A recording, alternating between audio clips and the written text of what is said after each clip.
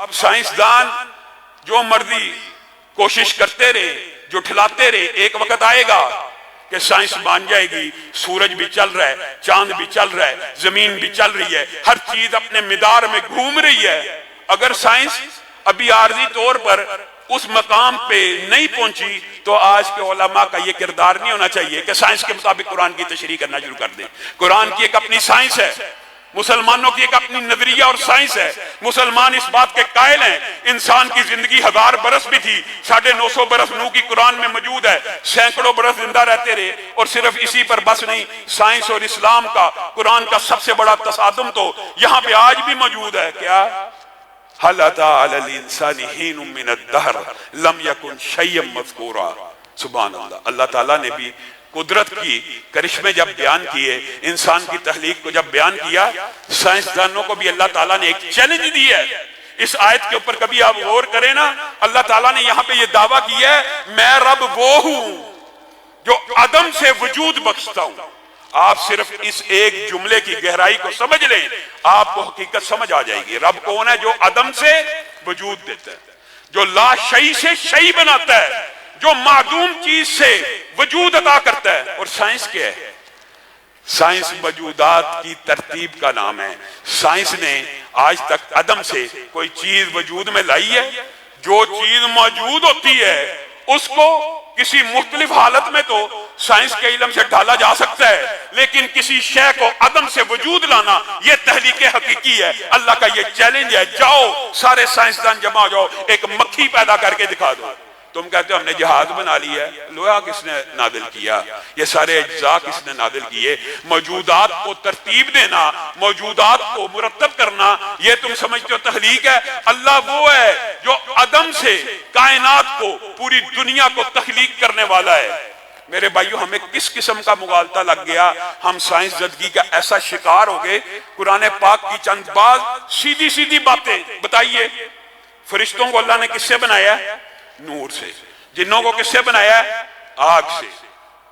وَأَنَّا لَمَسْنَا السَّمَاءَ فَوَجَدْنَاهَا مُلِيَتْ حَرَسًا شَدِيدًا وَشُهْبًا وَأَنَّا كُنَّا نَقْعُدُ مِنْهَا مَقَاعِدَ لِلسَّمْعِ فَمَن يَسْتَمِعِ الْآنَ يَجِدْ لَهُ شِهَابًا رَصَدًا۔ جن کہہ رہے ہیں ہماری رفتار اتنی تیز ہوا کرتی تھی، ہم آسمانوں کے قریب جا کے بیٹھ جایا کرتے تھے اور وہاں سے خبریں اچکتے تھے۔ رسول اللہ صلی اللہ علیہ وسلم کی باسط ہوئی، یہ مولوی کہہ رہا ہے، یہ قرآن کے اندر ذکر ہے۔ اور قرآن کیا کہہ رہا ہے؟ ہم خبریں اچک لیا کرتے تھے، جنات کہہ رہے ہیں۔ لیکن آج عجیب معاملہ ہوا، اور یہ رسول اللہ صلی اللہ علیہ وسلم کی امت کے اوپر اللہ کا بہت بڑا احسان ہے۔ کیا معاملہ ہوا؟ جس دن سے رسول اللہ پیدا ہوئے اللہ تعالیٰ نے آسمان کے اوپر ایسے پہرے لگا دیے ہیں، اب جن کوئی بات اچکنے کی کوشش کرتا ہے اللہ تعالیٰ اس کے پیچھے شہاب ثاقب لگا دیتا ہے اور اس کو جلا کے راکھ کر دیتا ہے۔ اس سے پہلے یہ خبریں اچک لی جاتی تھی، لوگوں کو گمراہ کرنا آسان تھا، دعویٰ کیا جاتا تھا میں ولی اللہ ہوں، کلیم کرتا تھا وہ بندہ جس کی جنات سے دوستی ہوتی تھی، کاہن، بے ایمان، غلیظ، جادوگر، دعویٰ کیا کرتا تھا۔ وہ آسمان کی خبر لوگوں کے کان میں ڈال دیتا تھا، لوگ سمجھتے ہیں ولی اللہ ہے۔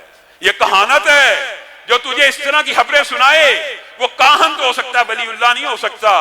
اور یہ بتائیے سائنس کو آج تک جنات کی حقیقت کا کوئی ادراک ہو سکا؟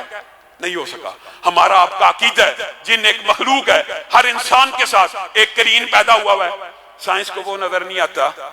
اگر وہ سائنس کو نظر نہ آئے تو کیا ہمارا عقیدہ ختم ہو جائے گا کہ ہمارے ساتھ کرین نہیں ہے، یا جنات نامی مخلوق نہیں ہے، یا یہ آسمان کے خبریں نیچے چرایا کرتے، یا زمین کے اوپر پہلے نیچے بسا کرتے، یا ابلیس جنوں میں سے نہیں تھا؟ انکار کر دیا جائے گا؟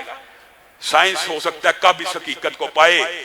یہ ڈھونڈتے ہیں ایلین لائف کو ڈھونڈتے پھرتے ہیں، انٹرسٹیلر اور کیا کیا کاسمولوجی کے اندر انہوں نے اصطلاحات ایجاد کی ہیں، کوئی اور پلانٹس ہیں، کوئی اس گلیکسی کے باہر، یہ جو ملکی وے ہے اس کے علاوہ جو گلیکسیز ہیں وہاں پہ کوئی مخلوقات۔ اور بھائی قرآن پاک میں تو اللہ تعالیٰ کہہ رہا ہے انسان بھی بنیادی طور پر اس زمین کی مخلوق نہیں ہے، زمین سے پیدا تو ہوا ہے لیکن لے جایا کہاں گیا تھا؟ جنت میں۔ آدم کہاں سے نازل ہوئے ہیں؟ جنت سے نازل ہوئے ہیں۔ اور تجھے کس نے مغالطہ ڈال دیا؟ اسلام کی سائنس تو سیدھی سچی صاف ہے۔ یہ جو جنات ہیں یہ آسمان کے قریب جا کے خبریں اچک لیتے ہیں۔ اور اگر بات آئی ہے تو میں بات کو مزید بڑھاتا ہوں۔ حضرت سلیمان یہ سمجھتے ہیں ہم ہی ہواؤں میں اٹھتے تھے، آج ہم نے جہاز ایجاد کیے، ہم نے راکٹ ایجاد کیا۔ حضرت سلمان کے پاس ہواؤں کے اوپر حاکمیت تھی کہ نہیں؟ انسان پہلے بھی حاکم رہا ہے، اور تم نے کیا ایجاد کرنا ہے؟ اللہ رب العزت نے انسانوں کو ایسا علم پہلے بھی عطا کیا ہے، والذی عندہ علم من الکتاب، وہ جس کے پاس سلمان کا مشیر تھا، اس کے پاس کتاب کا علم تھا، اس نے ملکہ بلقیس کے تخت کو ٹیلی ٹرانسپورٹیشن کے ذریعے کہہ لیں، آج کل کے الفاظ میں کہتا ہوں، پلک جھپکنے سے پہلے لے آیا تھا کہ نہیں تھا لایا؟ تم یہ آج کوشش کر رہے ہو، اور تم نے، حقیقت یہ ہے اگر سائنس بھی وحی کی رہنمائی سے محروم ہو جائے تو صرف ٹامک ٹوئیاں مارتی رہے گی۔ سگنل ڈھونڈ رہے ہیں، ریڈیو سگنل آنا چاہیے۔ تمہیں کیا پتا اللہ تعالیٰ نے فرشتوں میں یا جنوں میں ریڈیو سگنل رکھے ہوئے ہیں یا نہیں رکھے ہوئے؟ تمہارا میرا عقیدہ ہے کہ نہیں کہ فرشتے آسمان سے اترتے ہیں، میرے آگے پیچھے موجود ہیں، 3 مخلوقات اس دھرتی کے اوپر ایلینز موجود ہیں، تم آج تک تلاش نہیں کر سکے۔ جاؤ، نہ تمہیں فرشتہ ملتا ہے نہ تمہیں جن ملتا ہے۔ اور ایسے علماء کے اوپر بھی پھر حیرت ہوتی ہے، کیونکہ سائنس کو جنات کا ادراک نہیں ہو سکا، سائنس کو فرشتوں کا ادراک نہیں ہو سکا، انہوں نے کہا جنوں کی اور فرشتوں کی تفسیر ہی فرق کر دو۔ یہ بدعقیدگی ہے۔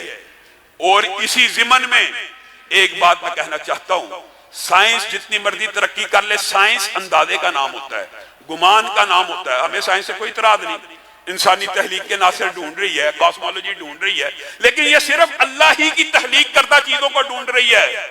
تو جس نے تخلیق کی ہے اس نے اپنی تخلیق کے بارے میں جو کچھ باتیں بتا دی ہیں، اگر تم ان کے اوپر ایمان لے آؤ گے تو تمہیں ترقی کا امکان تمہارا زیادہ بڑھ جائے گا۔ سائنس آج تک یہ نہیں سمجھ سکی کہ دل جو ہوتا ہے اس کے اندر احساسات ہوتے ہیں۔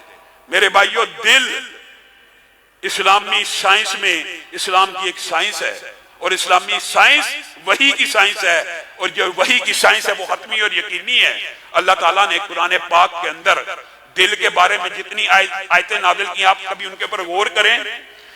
اور ہمارا جو موضوع ہے اس کی ابتدا بھی اسی جملے سے ہو رہی ہے، کیونکہ یہ جو قرآن پاک ہے یہ دلوں کی رہنمائی کے لیے اور دلوں کی بیماریوں کو دور کرنے کے لیے نازل ہوا۔ یہ کہتے ہیں کہ دل تو سوچتا نہیں، دل تو بیمار بھی ہوتا۔ فی قلوبہم مرض، اللہ کہہ رہا ہے کہ مولوی کہہ رہا ہے، فی قلوبہم زیغ ختم اللہ علی قلوبہم۔ یہ اللہ کے الفاظ ہیں کہ مولوی کے ان کے دلوں میں بیماری ہیں، ان کے دلوں میں ٹیڑھ پن ہے، ان کے دلوں پہ اللہ نے مہر لگا دی۔ کلا بل ران علی قلوبہم، ان کے دلوں کے اوپر زنگ لگ گیا۔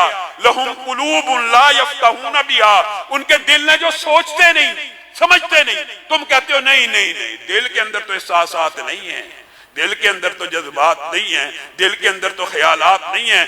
کمانڈ اینڈ کنٹرول کا سسٹم صرف دماغ ہے، صرف سر کے اندر مقید ہے۔